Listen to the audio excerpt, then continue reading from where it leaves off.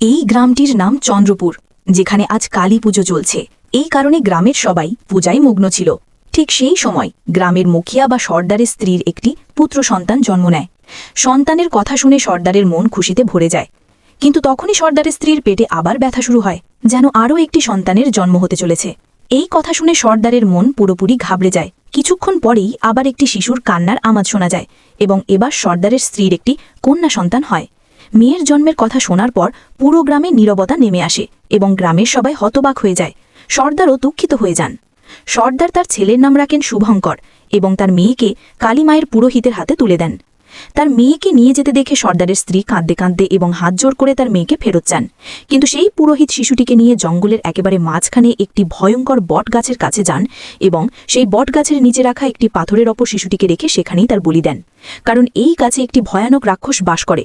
যদি এই গ্রামে জন্ম নেওয়া কোনো মেয়েকে বলি না দেওয়া হয়, তবে এই রাক্ষস পুরো গ্রামকে ধ্বংস করে দেবে।